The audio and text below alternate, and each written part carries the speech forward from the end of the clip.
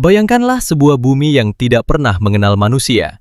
Sebuah planet yang masih dikuasai oleh makhluk-makhluk raksasa yang pernah menguasai daratan selama lebih dari 150 juta tahun. Di hutan-hutan lebat, di padang rumput luas, dan bahkan di kutub yang dingin, keturunan dinosaurus berjalan, berlari, dan mungkin bahkan berpikir. Tidak ada piramida Mesir, tidak ada Roma kuno, tidak ada smartphone di tangan kita. Yang ada hanyalah dunia di mana reptil purba tetap menjadi penguasa tertinggi. Hari ini, kita akan menjawab pertanyaan paling menarik dalam sejarah evolusi. Apa yang akan terjadi jika asteroid raksasa yang menghantam bumi 66 juta tahun lalu tidak pernah datang? Apakah dinosaurus masih hidup di antara kita hari ini?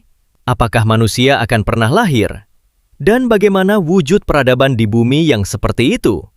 Ini bukan sekedar fantasi. Ini adalah skenario alternatif yang didasarkan pada bukti paleontologi, simulasi iklim, dan prinsip evolusi yang ketat. Mari kita telusuri bersama, langkah demi langkah, dari detik-detik yang menentukan hingga dunia modern yang mungkin tidak pernah kita kenal.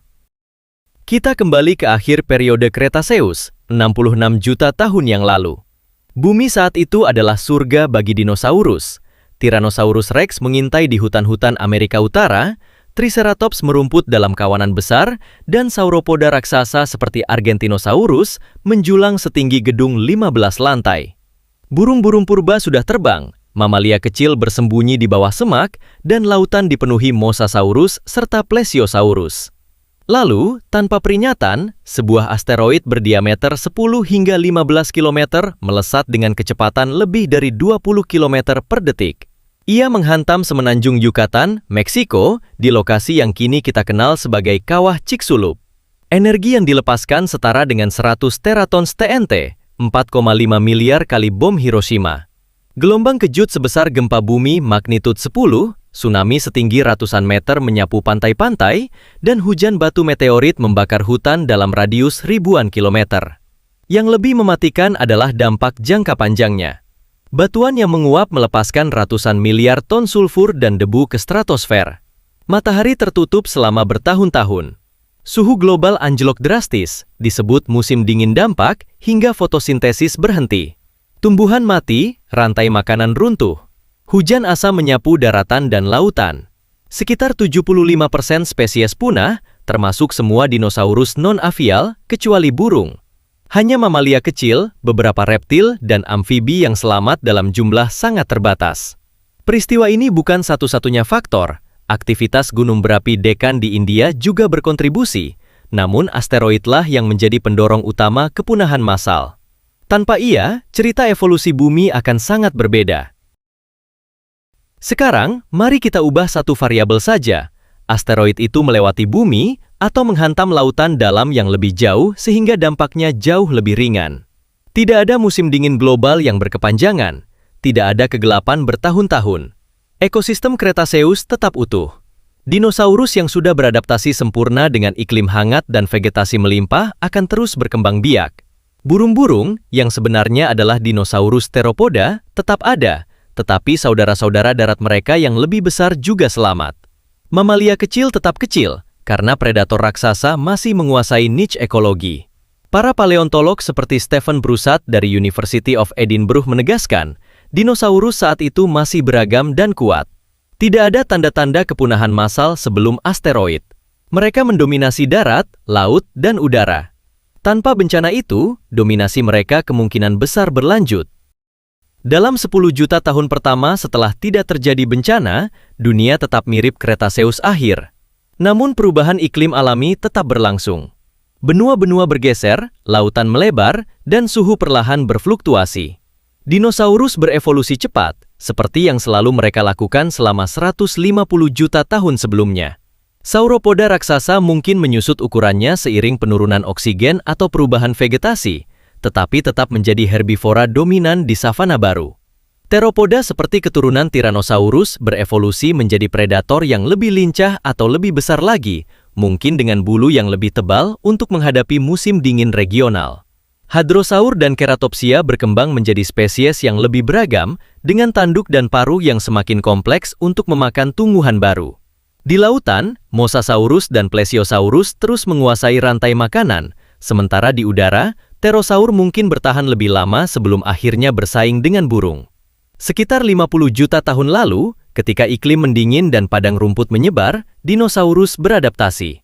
Beberapa teropoda kecil seperti Troodontid yang sudah memiliki otak relatif besar dan penglihatan tajam mungkin mengembangkan kecerdasan lebih tinggi. Bayangkan, makhluk mirip raptor dengan tangan yang lebih lincah, berjalan tegak, dan mungkin bahkan menggunakan alat sederhana. Konsep dinosauroid yang pertama kali digagas paleontolog Dale Russell pada 1980-an menjadi sangat mungkin. Reptil humanoid dengan otak besar, postur tegak, dan mungkin bahkan bahasa primitif. Sementara itu, mamalia tetap terbatas pada ukuran tikus atau kelinci. Mereka tidak pernah mendapatkan peluang radiasi adaptif besar karena niche predator dan herbivora besar sudah diisi dinosaurus.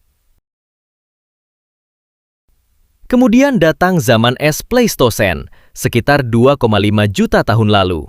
Lapisan es menutupi kutub, permukaan laut turun, dan vegetasi berubah drastis. Dinosaurus yang selamat adalah mereka yang paling adaptif. Mungkin teropoda berbulu tebal di wilayah dingin, sauropoda yang bermigrasi mengikuti musim, dan burung yang sudah sangat mirip burung modern. Spesies dinosaurus individu tidak akan bertahan 66 juta tahun, seperti halnya spesies modern punah dan digantikan keturunannya. Tyrannosaurus Rex, Triceratops, dan Velociraptor sudah lama punah secara spesifik. Yang ada adalah keturunan mereka yang berevolusi. Mungkin raptor raksasa di Afrika, Pachydermosaur bersenjata di Asia, atau bahkan dinosaurus semi-akuatik di sungai-sungai besar. Di sini spekulasi ilmiah menjadi paling menarik.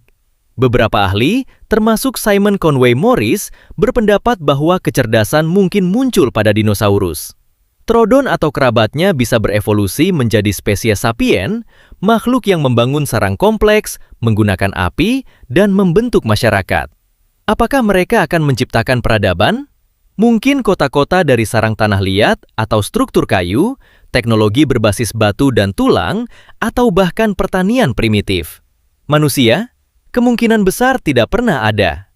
Leluhur primata kita, mamalia kecil, tidak pernah mendapatkan ruang untuk berevolusi menjadi hominid cerdas karena tekanan predator dinosaurus terlalu tinggi. Bumi tidak akan memiliki Homo sapiens. Yang ada mungkin adalah Dinosauroid sapiens, atau jika mamalia kecil berhasil berevolusi secara paralel, spesies cerdas lain yang sangat berbeda. Bayangkanlah Jakarta, atau New York, atau Tokyo di dunia ini. Bukan gedung pencakar langit, melainkan hutan kota yang dihuni kawanan dinosaurus herbivora raksasa. Predator cerdas mungkin hidup di gua-gua atau struktur buatan, mengamati dunia dengan mata kuning tajam. Lautan dipenuhi keturunan Mosasaurus yang lebih besar. Kutub dihuni dinosaurus berbulu seperti burung unta raksasa. Pertanian? Mungkin dinosaurus cerdas membudidayakan tumbuhan untuk kawanan mereka sendiri. Perang?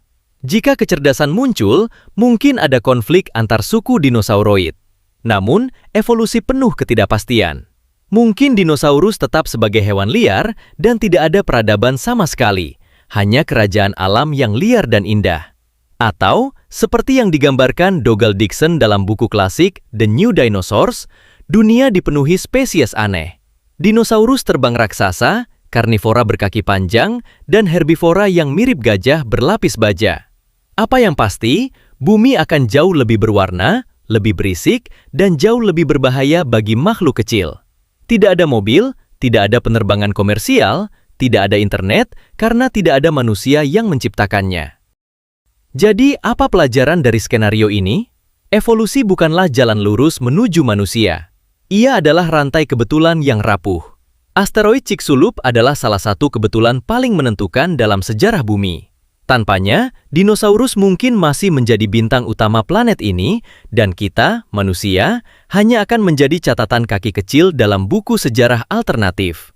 Pertanyaan ini mengingatkan kita betapa berharganya kehidupan yang kita miliki dan betapa kecilnya peran kita di panggung kosmik. Mungkin suatu hari, ilmu pengetahuan akan menemukan bukti kehidupan di planet lain yang mirip skenario ini, dunia yang dikuasai reptil cerdas. Terima kasih telah menyaksikan. Jika Anda menyukai perjalanan hipotetis ini, like, subscribe, dan bagikan pemikiran Anda di komentar. Apakah Anda lebih suka dunia dengan dinosaurus atau dunia seperti sekarang? Kita bertemu lagi di video berikutnya. Selamat tinggal dan tetap penasaran dengan alam semesta.